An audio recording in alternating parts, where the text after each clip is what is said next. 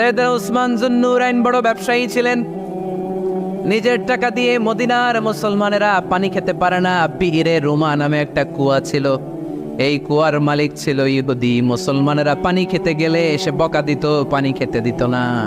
বিশ্বনবী বললেন, আমার সাহাবীদের মধ্যে এমন কি কেউ নাই নিজের অর্থায়নে বিহিরে রোমা কিনে মুসলমানদেরকে দিয়ে দিবে?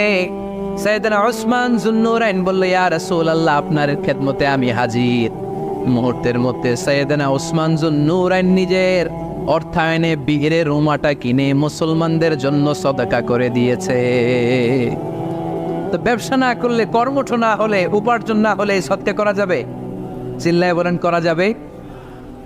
সুনানে তিরমিজির বর্ণনা, বিষ্ণু ঈসা ইসলাম মক্কা থেকে যত সাহাবারা হিজরত করে মদিনায় এসেছে, মদিনাতে কোন না কোন সাহাবার সাথে বিশ্বনবী ভ্রাতৃত্বের বন্ধনে আবদ্ধ করে দিয়েছে। সুবহানাল্লাহ পড়েন।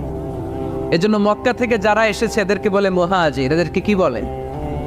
আর মদিনায় যারা ছিল এদেরকে বলে আনসার। এদেরকে কি বলে? আওয়াজ করে উত্তর দিবেন। মক্কা থেকে যারা এসেছে তাদের নাম, আর যারা মদিনার সাহাবী তাদের নাম আনসার। আজকে এই মাহফিলে লক্ষ্মীপুর এর বাইরে থেকে কারা কারা আসছেন দেখি?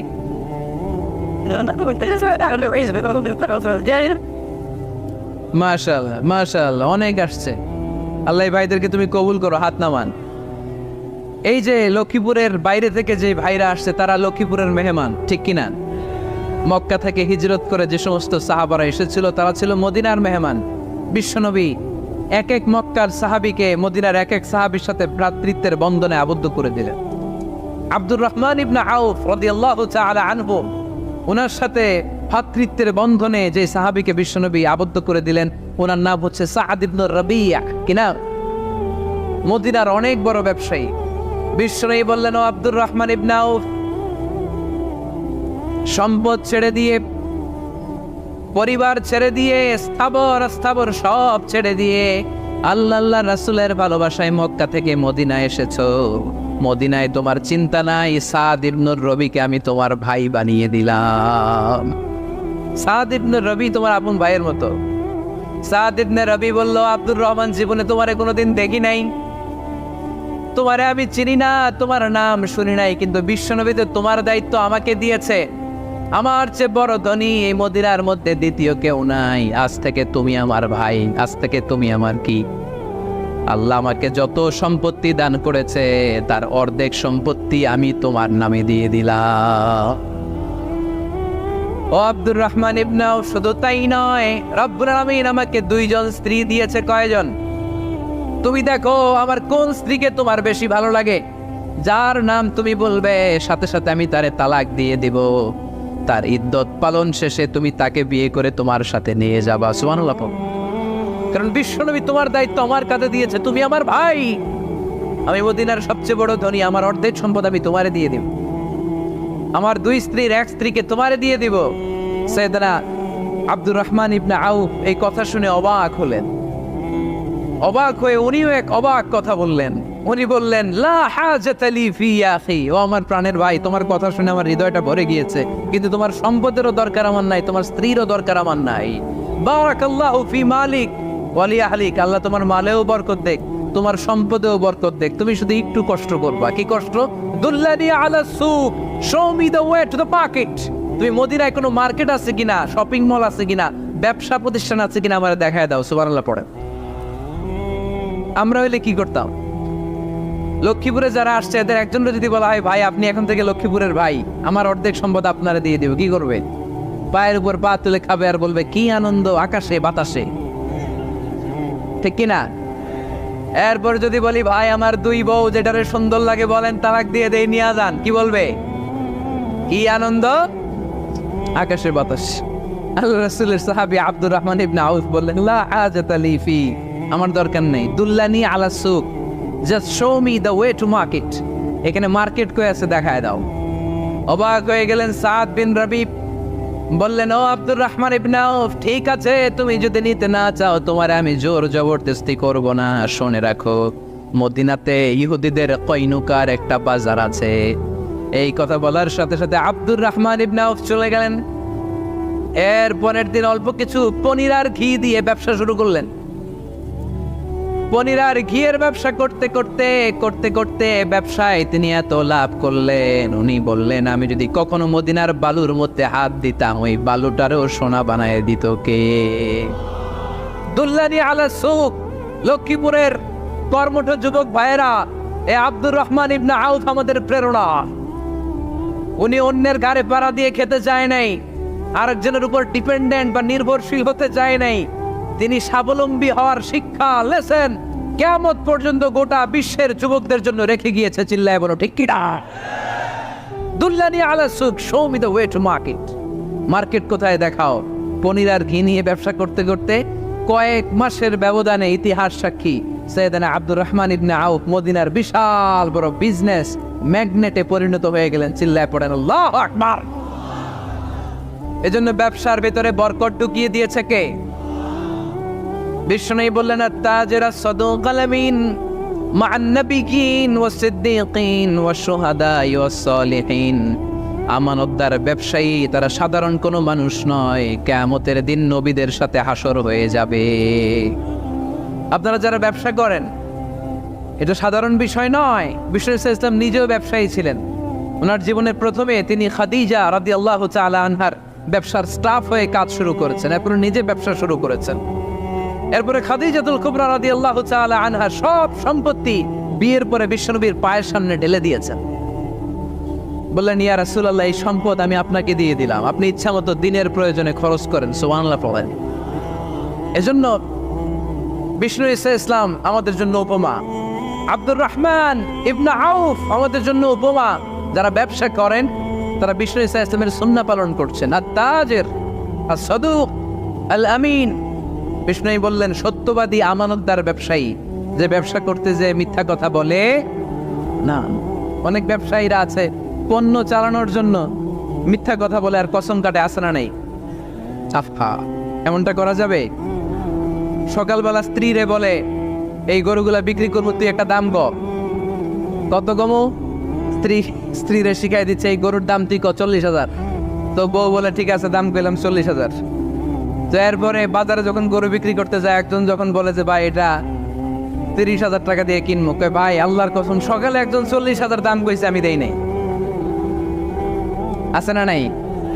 কৌশল করে বউরে শিখাইছে সকালে, কয় তুই দাম কর 40,000। তো বাজারে যে সকালে একজন দাম করছে, দাম করে কইছে 40,000 দেই নাই, আপনারা 30,000 কেমনে দেই? এরকম ডাকাইত আছে না নাই? আলহামদুলিল্লাহ লক্ষ্মীপুরে এরকম লোকজন নাই। আরে নাই, আমি কই নাই, এরা কই আস। লক্ষ্মীপুরের মানুষ খুব ধার্মিক, আমি জানি। লক্ষ্মীপুর, নোয়াখালী, ফেনী এই বেল্টের লোকজন খুব আল্লাহওয়ালা।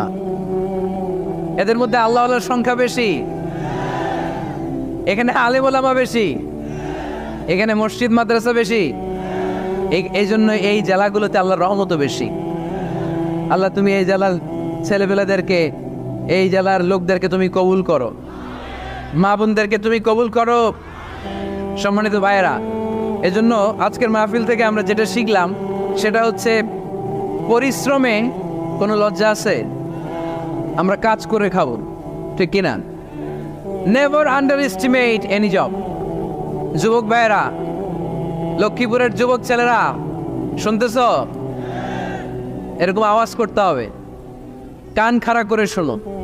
Never under estimate any job. কোনো চাকরিকে ছোট করে দেখা যাবে, whether it's small or big, you don't care.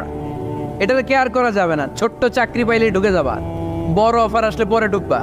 এটা ছোট কাজ, এটা হোটেলের ওয়েটার, এটা ছোট্ট স্টাফ, এটা কেরানি না। কাজ কাজই, কাজের মধ্যে কোনো ছোট বড় নাই। খেটে খাওয়া মানুষকে বিশ্বনবী অনেক সম্মান করতেন। বিষ্ণু ইসলাম খেটে খাওয়া মানুষদেরকে এত ভালোবাসতেন, বিদায় হজের মতো এত গুরুত্বপূর্ণ ভাষণও এই মেহনতি মানুষদের কথা বাদ যায়নি। সুবহানাল্লাহ পড়বেন না? দিনটা ছিল জুমাবার। বিষ্ণু ইসলাম আরাফাতের ময়দানে দাঁড়িয়ে ঐতিহাসিক একটা ভাষণ দিলেন। এই ভাষণের নাম হলো বিদায় হজের ভাষণ। এই বিদায় হজের ভাষণেও খেটে খাওয়া মানুষের কথা বিশ্বনবী বাদ দেয় না। বিশ্বনবী বলেছেন আরিক্কাকুম, খবরদার অধীনস্থ কর্মচারীদের সাথে খারাপ আচরণ করো না। আতঈমুহুম মিম্মা তাকুলুন ওয়াকসুহুম মিম্মা তালবিসুন। খবরদার, মনে রেখো, তোমরা যা খাবে তোমাদের অধীনস্থ কর্মচারীদেরও তা খাওয়াবে, তোমরা যা পড়বে তাদেরও তা পড়াবে। বিশ্বনবী শেষ নিঃশ্বাস ত্যাগ করে যাওয়ার আগে যেই কয়েকটা কথা বলেছিলেন তার মধ্যে মেহনতি মানুষদের জন্য কথা আছে রাড়াই। বিষ্ণু ইসা ইসলাম যখন শেষ নিঃশ্বাস ত্যাগ করবেন তিনি বলেছিলেন, আসসালাত আসসালাত, উম্মতেরা নামাজ নামাজ, নামাজ ছেড়ে দিও না, নামাজ তরক করো না, নামাজ কাজা করো না। আর বলেছিলেন, ওমা মালাকাত আইমানুকুম, অধীনস্থ কর্মচারীদের সাথে খবরদার খারাপ আচরণ করো না। যারা কর্মচারীদের সাথে খারাপ আচরণ করে, যারা মানুষের কাছ থেকে শ্রম নিয়ে কাজ করিয়ে টাকা দেয় না, কিয়ামতের দিন তাদের বিরুদ্ধে মামলা দায়ের করবে কে? কে করবে? হাদিসে কুদসি সাক্ষী বিষ্ণু ইসা ইসলাম বলেন, আল্লাহ তাআলা ফরমান, আনা খাসমুহুম সালাসাতুন আনা খাসমুহুম ইয়াউমাল কিয়ামা। তিন শ্রেণীর ব্যক্তির বিরুদ্ধে আল্লাহ বলেন, আমি নিজেই কিয়ামতের দিন মামলা দায়ের করব। I will be against them in the day of judgment. Three categories of people, I will be against them in the day of judgment. তিন শ্রেণীর লোক কিয়ামতের দিন তারা ছাড় পাবে না। আল্লাহ বলেন, আমি নিজেই তাদের বিরুদ্ধে মামলা দায়ের করব। এর মধ্যে এক শ্রেণীর লোক হচ্ছে রাজুলুন ইস্তাজারা জিরান ফাস্তাউফা মিনহু ওয়া লাম ইয়াতি আজরা। একজন শ্রমিক ভাড়া করে তার কাছ থেকে কাজ নিয়েছে কিন্তু তার পারিশ্রমিক আদায় করে নাই। এরকম আছে না নাই? দাপট দেখায়, দাপট দেখায় ইউনিভার্সিটির ক্যান্টিনগুলোতে। ইউনিভার্সিটির ক্যান্টিনে যে খায় মাগার বিল দেয় না, এরকম ডাকাইতে আছে না নাই? চায়ের দোকানে চা খায় পরে দিব, বিল দেয় না, আছে না নাই? দোকানে যে পণ্য কিনে বিল দেয় না, পরে দিব, আছে না নাই? কিয়ামতের দিন আল্লাহ তোর এই মাস্তানি ছুটাবে, চিল্লা এখন ঠিক কিনা? আনা খাসমুহুম, আমি নিজেই তাদের বিরুদ্ধে মামলা দায়ের করব। কথাটা কার? এজন্য বিশ্বনবী বললেন, খবরদার, মেহনতি মানুষ, খেটে খাওয়া মানুষ, এদের দোয়া কবুল হয়ে যায়। আতুল আজিরা আজরাহু ক্বাবলা আন ইয়াজিফা আরাকুহু। খবরদার, বিশ্বনবী বললেন, শ্রমিকের ঘাম শুকিয়ে যাওয়ার আগে তাদের পারিশ্রমিক মিটিয়ে দাও। বিশ্বনবীর বিখ্যাত হাদিস, আতুল আজিরা আজরাহু ক্বাবলা আন ইয়াজিফা আরাকুহু। শ্রমিকের ঘাম মাটিতে লাগার আগে, শুকিয়ে যাওয়ার আগে তাদের পারিশ্রমিক মিটিয়ে দাও। কেননা তারা যদি বদদোয়া করে তোমার জীবনকে জাহান্নাম বানিয়ে দিবে কে? বিষ্ণু ইসা ইসলাম সব সময় খেটে খাওয়া মানুষদেরকে আগলে রাখতেন। সব সময় শুধু যে ভাষণে মেহনতি মানুষদের সাথে ভালো আচরণ করতে বলতেন, শ্রমিকদের সাথে ভালো আচরণ করতে বলতেন, এমনটা নয়। ওনার ব্যক্তিগত জীবন ঘাটলেও দেখা যায় উনি শ্রমিকদের সাথে কেমন আচরণ করেছেন। বিষ্ণু ইসা ইসলামের একজন খাদেম ছিল, আপনারা তার নাম জানেন? কি নাম? সবাই বলেন আনাস। আওয়াজ করে বলেন, বিশ্বনবীর খাদেমের নাম। নামটা কেমন লাগে? ভালো লাগে? ছেলে হইলে রাখবেন তো? রাখবেন? অনেকে আমার জিজ্ঞেস করে যে আমার একটা ছেলের নাম বলে দেন। এই এলাকার যদি কারো সম্ভাব্য আগন্তুক 2-1 মাস পরেই ছেলে পৃথিবীতে আসবে, এর নাম রাখবেন আনাস। নাম কি রাখবেন? খাদিমু রাসূলিল্লাহ, আল্লাহ রাসূল সাল্লাল্লাহু আলাইহি ওয়াসাল্লামের খাদেম। এই খাদেমের কাছ থেকে একটু শোনেন ওনার মালিক কেমন ছিল। শুনবেন নাকি কষ্ট হচ্ছে? সম্মানিত ভাইয়েরা, খেয়াল রাখবেন, কোন পীর সাহেবের ব্যাপারে যদি আপনি রিপোর্ট চান, পীর সাহেবের বউয়ের কাছ থেকে শুনবেন। কথা কয় না? বোঝে নাই বোধ হয়। একজন পীর সাহেব হুজুর উনি কেমন, রিপোর্ট নেবেন কার কাছ থেকে? কার কাছ থেকে? বউয়ের কাছ থেকে। একজন বড় সাহেব, বড় নেতা, তার ব্যাপারে যদি রিপোর্ট পেতে চান, আমি কয়েকটা জায়গায় বলে দিই, এই জায়গাগুলো থেকে রিপোর্ট নেবেন। 1 নাম্বার তার ড্রাইভার, 1 নাম্বার। 2 নাম্বার তার বাড়ির দারোয়ান, 2 নাম্বার। 3 নাম্বার তার খাদেম, 3 নাম্বার। 4 নাম্বার তার ঘরের কাজের মেয়ে, 4 নাম্বার। এদের কাছ থেকে আসল রিপোর্ট পাওয়া যায়, ঠিক কিনা? এবার বিশ্বনবীর ব্যাপারে বিশ্বনবীর খাদেম কি বলে শুনবেন? বুঝে নাই বোধ হয়। বিশ্বনবীর ব্যাপারে বিশ্বনবীর খাদেম কি কমেন্টস করছে শুনতে চান? খাদেমের নাম আরো জোরে বলতে হবে। আনাস রাদিয়াল্লাহু তাআলা, আনাস রাদিয়াল্লাহু তাআলা আনহু বলেন,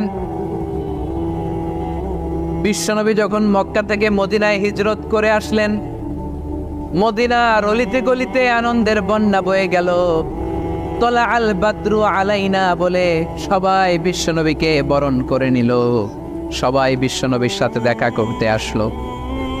সবাই যখন আনসারী নারী পুরুষরা দেখা করতে যায়, আমার আম্মাও বলল, আনাস, মক্কা থেকে বিশ্বনবী এসেছে, চলো তোমারে নিয়ে দেখা করতে যাই। আনাসের মা আনাস রাদিয়াল্লাহু তাআলা আনহু তখন খুব ছোট্ট। তিনি যে দেখে মানুষের ভিড়ে আনাসকে নিয়ে সামনে যাওয়া যায়, আর তিনি দেখলেন মদিনার অলিতে গলিতে মানুষের ভিড়, আনসারী, আবাল বৃদ্ধ বনিতা, নারী পুরুষ সবাই বিশ্বনবীর সাথে দেখা করছে। আর যারাই দেখা করছে হাতে কোনো না কোনো হাদিয়া নিয়ে বিশ্বনবীর সাথে দেখা করতেছে। সুবহানাল্লাহ কবেন না? আনসারী যত সাহাবারা বিশ্বনবীর সাথে দেখা করতে এসেছে, কি নিয়ে আসছে? কথা কয় না? তাহা দাও, তাহাব্বু, হাদিয়া দাও, একে অপরকে হাদিয়া দাও। তোমাদের মধ্যে ভালোবাসার বন্ধনকে বাড়িয়ে দিবে কে? আনাসের মা বললেন, আমি মানুষ ধাক্কাতে ধাক্কাতে বিশ্বনবীর সামনে পর্যন্ত গেলাম, যে দেখি সবাই বিশ্বনবীর হাদিয়া দেয়। আমি বিশ্বনবীর সামনে যে কাঁদো কাঁদো সরে বললাম, ইয়া রাসূলুল্লাহ, ইয়া হাবিবাল্লাহ, লাম ইউবকি রাজুলুন ওয়ালা ইমরাআতুন মিনাল আমসার ইল্লা ক্বাদ আতহাফাকা বিতুহফা। ও নবী, আমি দেখতে পেয়েছি আনসারী এমন কোন নারী নাই, এমন কোন পুরুষ নাই যে আপনাকে আপনার হাতে কোনো না কোনো হাদিয়া দেয় নাই। ওয়া ইন্নী লা আকদিরু আলা যালিকা মা উতহিফুকা বি। কিন্তু ইয়া রাসূলুল্লাহ, ইয়া হাবিবাল্লাহ, আমার কাছে তো কোনো টাকা নাই, আমার কাছে কোনো পয়সা নাই, আমার ঘরে এমন কোনো জিনিস নাই যেই জিনিসটা আমি আপনারে হাদিয়া দেব, ইল্লা ইবনি হাদা, আমার এই নার ছেড়া ধন কলিজার টুকরা সন্তান আনাস ছাড়া। ও আখিরি জামানার পয়গম্বর, আমি আমার কলিজার টুকরা আনাসকে আপনারে হাদিয়া দিয়ে দিলাম। ইয়া রাসূলুল্লাহ, মদিনার আনসারী এমন কোন নারী পুরুষ কেউ তো বাকি নাই যে আপনাকে হাদিয়া দেয় নাই, সবাই তো হাদিয়া দিল, কিন্তু আমি তো হাদিয়া দেয়। এক কাটুরিয়ার সততার গল্প। বহু বছর আগের কথা। সিরিয়ার এক প্রত্যন্ত ও দুর্গম পাহাড়ি অঞ্চলে পাদদেশে গড়ে উঠেছিল এক ছোট্ট শান্ত গ্রাম। আধুনিক সভ্যতার লোকালয় থেকে বহু দূরে অবস্থিত ছিল এই গ্রামের চারপাশ ঘিরে ছিল বিশাল সব পাইন ও এক গাছের জঙ্গল। শীতকালে সেই অঞ্চলে পাহাড়গুলো বরফের চাদরে ঢেকে যেত, আর ঘন চারদিকে ছড়িয়ে পড়ত বন ফসলের সুবাস। এই পাহাড়গুলোর মধ্যে সবচেয়ে উঁচু এবং রহস্যময় পাহাড় নাম ছিল আফজাল, আনুর ও আলোর পাহাড়। এই পাহাড়ের ঠিক কোল বেশি দাঁড়িয়েছিল এক দীর্ঘ ও ভাঙা কুটির। কুটিরের মাটির দেয়ালগুলো বহু জায়গায় ফেটে গেছে, আর চাদরের ঘরগুলো পূরণ হয়ে যাওয়া সামান্য বৃষ্টিতেই ঘরের ভিতরে পানি পড়তো। এই অতি সাধারণ দরিদ্র কুটির বাস করতেন ওমর নামে এক বৃদ্ধ কাঠুরে। ওমরের বয়স ছিল 60 বছর। ভারে তার পিঠে কিছুটা নুয়ে পড়ছিল, কপালে কিছু গভীর শান্ত বাজ, আর হাতে দুটো ছিল গাছের চাদরে একই মতো শান্ত ও কসকসে। কিন্তু ওমরের বহিত জীর্ণতার আড়ালে লুকিয়ে ছিল এক পরম যত্ন ও ঈমান বা বিশ্বাস। ওমরের ঈমান ছিল আফজাল নূরের আবহাওয়ার চেয়েও দূর ও অবিচল। এই কুটিরে ওমরের সাথে বাস করতেন তার অন্ধ স্ত্রী আমেনা এবং তার 13 বছরের পুত্র পঙ্গু ছিল সে। আমেনা আজ 10 বছর ধরে চোখে জ্যোতি হারিয়েছে, কিন্তু তার অত্যন্ত দৃষ্টি ছিল প্রখর। তিনি ঘরের ভিতর সমস্ত কাজ আন্তাজে আন্তাজে করতেন এবং সে নিজের অত্যন্ত নিয়ে আল্লাহ দরবারে কোনো অভিযোগ করেনি। আর একমাত্র সন্তান ইউসুফ জন্মের পর থেকেই 2 পায়ের পাহাড় দিয়ে দাঁড়াতে পারতো না। সে ঘরে এক কোণে বসে পুরনো মাদুরে বসে পড়তো এবং সে জানলো সে বাইরে পৃথিবী পাখিদের যাওয়া উঠতে দেখতো। ওমরের প্রতিদিনের রুটিন ছিল এরকম। যখন রাতে অন্ধকার কেটে চারদিকে আকাশের প্রবালে আলোয় সামান্য ধূসর হয়ে উঠত, তখন গ্রামে কিছু গভীর ঘুম ভগ্ন। তখন ওমরের শস্য ত্যাগ করে ঠান্ডা অজুতে জলে অজু করে শেষ তিনি কুটিরে এক কোণে দাঁড়িয়ে ভক্তিতে ফজরের নামাজ আদায় করতেন। লোহার কুটুরি হাতে নিয়ে তিনি আফজাল জাবাল আনুর পাহাড়ের উদ্দেশ্যে রওনা হতেন। পাহাড়ের দীর্ঘ পথ লড়াই করা উত্তেজ করা তিনি শুকন গাছের সন্ধান করতেন। ওটাতে উচিতে যখনই তিনি কাঠের প্রথম আঘাতটি করতেন, তার ঠোঁট টুটু কেঁপে উঠত এবং এক গভীর অত্যন্ত আওয়াজে তিনি উচ্চারণ করতেন, ইয়া রাজ্জাক, হে পরম রিজদাতা, তুমি ছাড়া এই দুনিয়ায় আমাদের আর কোনো আশ্রয় নেই। তুমি আমাদের অন্তরের অবস্থা জানো। সারাদিন কাঠ কাটার পর সেই কাঠে বাড়ি আটিটি নিজের নূরের পরা পিঠে বেঁধে আর ওমর মাইলের পর মাইল হেঁটে শহরের বাজারে যেতেন। বাজারে সেই কাঠটি বিক্রিতে যা সামান্য কয়েকটা তামা ও রূপা হীরাপদ পেতেন তা দিয়ে তিনি কাটা আটা, তেল আর নুন কিনতেন। সন্ধ্যায় যখন তিনি কুটিরে ফিরতেন, তার পঙ্গু ছেলে ইউসুফ দরজার দিকে তাকিয়ে থাকতো। বাবার হাতে সেই সামান্য রুটির টুকরো দেখেই তার মুখে স্বর্গীয় হাসি ফুটে উঠত। তাতেই ওমর সারাদিন ক্লান্তি ও হোম করে দিত। সে বছরের শীতকাল এলো এক ভিন্ন রূপ নিয়ে। সামান্য 20 বছরের তুলনায় সেবায় শীতের তীব্রতা ছিল অনেক বেশি। উত্তর দিকে আসা বরফ শীতল ও হাওয়া ও পাহাড়ের কাঁপন ধরিয়ে দিচ্ছিল। এক রাতে আকাশের বুক চিরে শুরু হলো তীব্র ভয়াবহ তুষারপাত। বড় বড় বরফের তাণ্ডব আকাশ থেকে পড়তে লাগলো।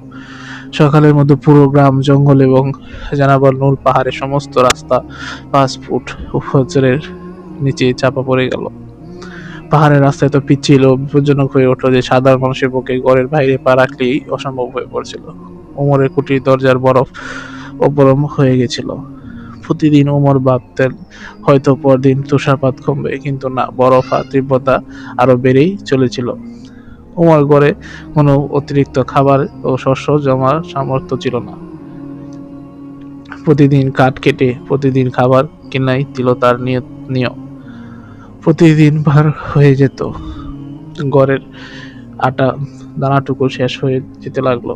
তৃতীয় দিন ওমরের পরিবারের শুধু পানি খেয়ে পার করলো।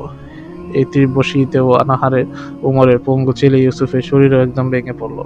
তার ঠোঁটটা শুকিয়ে কালো হয়ে গেল, চোখ দুটো কুটরে ঢুকে গেল। সে ক্ষুধার্ত তীব্র বিছানায় চটপট করতে লাগলো, কিন্তু তার মুখ থেকে কোনো আওয়াজ বের হচ্ছিল না। চতুর্থ দিনে ঘরের ভেতরে অবস্থায় অত্যন্ত করুণ হয়ে উঠল। ঘরের চালে ফুটো দিয়ে বরফ শীতল বাতাস ঢুকতেছিল। উমরের কাছে ঘর ফুরানোর মতো কোনো কাঠ অবশিষ্ট ছিল না। আমরা অন্ধ ছেলে ইউসুফের কপালে হাত দিয়ে দেখলেন তার শরীর ঠান্ডা হয়ে আছে। আমেনা তার নিজের চোখে জল ধরে রাখতে পারছিলেন না। তিনি স্বামীর দিকে মুখ ফিরে ডুবে কাঁদতে লাগলেন, ওগো আমাদের ইউসুফ বোধহয় আর বাঁচবে না, তার শরীর বরফের মতো ঠান্ডা হয়ে গেছে। আজ 3 দিন ধরে আমাদের ঘরে উনুন জ্বলে না। ছেলেটা ক্ষুধার্ত তীব্রতায় অজ্ঞান হয়ে যাচ্ছে। কাল যদি খাবারের ব্যবস্থা না হয়, তবে আমাদের এই সন্তানের আমরা চিরতরে হারিয়ে ফেলবো। আপনি একটা কাজ করুন। ওমরের নিজের বুকে তখন কষ্টের এক বিশাল পাথর চেপে বসেছিল।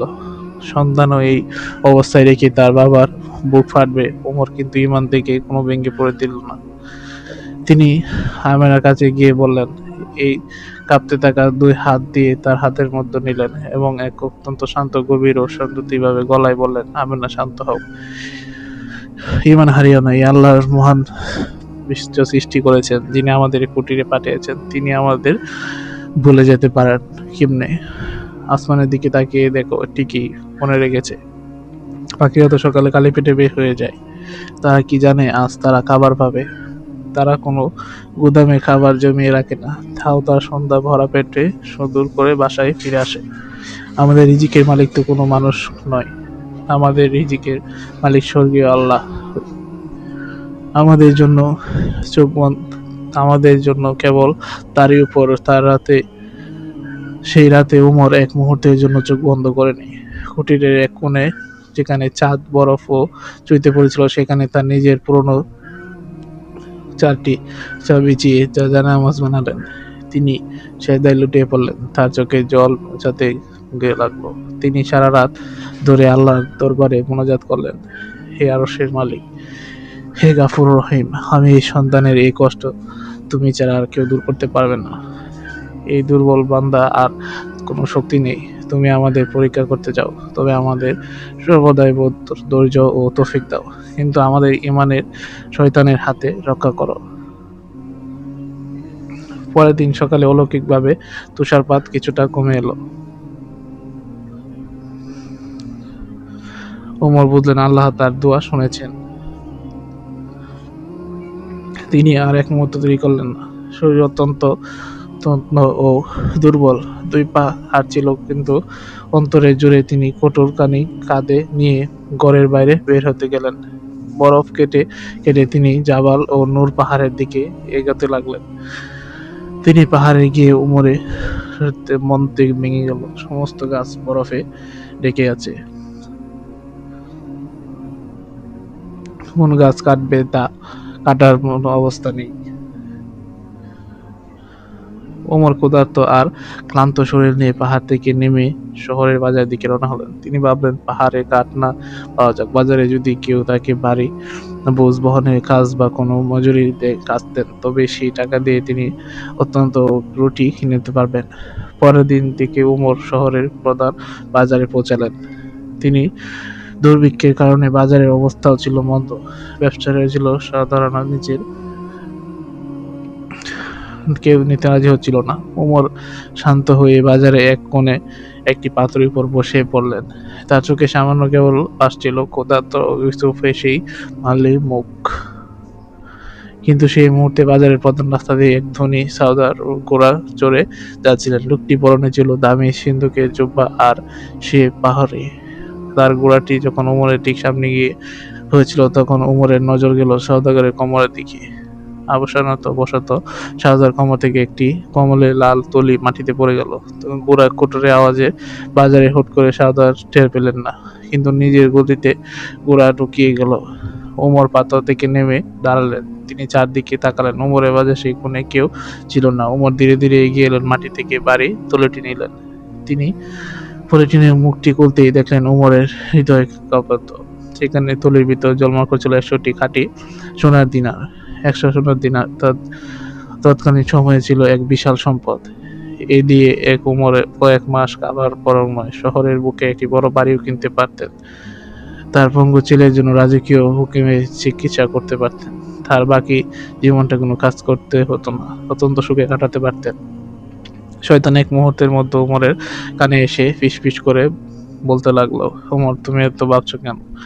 এই টাকা কোনো চূর্ণ, এটা তো তোমার মাটিতে পড়েছিল। তুমি সারা রাত আল্লাহর কাছে কেঁদেছো। এটা আল্লাহ তোমার যেভাবে অলৌকিকভাবে পাঠিয়েছেন। তুমি নিয়ে নাও, জলদি জলদি করে তোমার ছেলের জন্য খাবার আর ওষুধ নিয়ে নাও, কেননা হলে তোমার ছেলে মারা যাবে। এই ধনীদের টাকা আছে, এই সামান্য তুলির হারালে তার কিছুই আসবে না। ওমরের হাত থেকে কাঁপতে লাগলো। তার চোখে সামান্য এক পাশে ক্ষুধার্ত ইউনুস আর অন্য পাশে সোনার দিনার ভাবছিলেন এই। কিন্তু সেই মুহূর্তেই ওমরের অন্তরে আল্লাহর উপর এক দিব্য আলো ঝলমলে উঠল। তিনি মনে মনে পাঠ করতেন, আউযুবিল্লাহি মিনাশ শাইতানির রাজিম। তিনি নিজেকে ধমক দিয়ে বললেন, না না, এই কোনো আমার ধন নয়। পরের ধন আমার জন্য জ্বলন্ত জাহান্নামের আগুন। আমি বরং আমার পরিবার ক্ষুধার্ত তীব্র জন্য মারা যাবে তো ভালো, কিন্তু আমি আমার আল্লাহকে অসন্তুষ্ট করে এই হারামের পয়সা আমি পবিত্র করে নিয়ে যেতে পারবো না। আল্লাহ আমাকে দেখেছেন। ওমর তার এক সেকেন্ডও নষ্ট করলো না।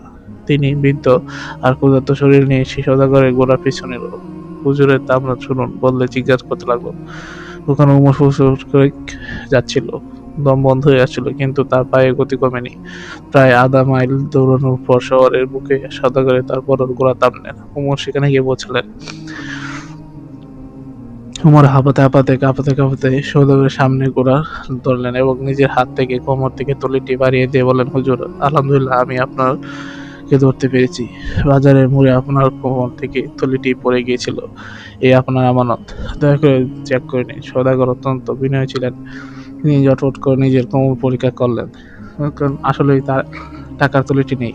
তিনি ওমরের হাত থেকে তলিটি নিয়ে ভেতরে স্বর্ণ মুদ্রা করলেন। দেখলেন একটি মুদ্রাও কম ছিল না। সওদাগর ওমরের দ্বিজন পোশাক ছেঁড়া জুতা আর ক্ষুধার্ত প্রকাশে চেহারা নিয়ে তাকিয়ে মুগ্ধ হয়ে গেলেন। সওদাগর তীব্র গলায় বললেন, বৃদ্ধ, হে, আমি দেখতে পাচ্ছি তুমি অত্যন্ত দরিদ্র।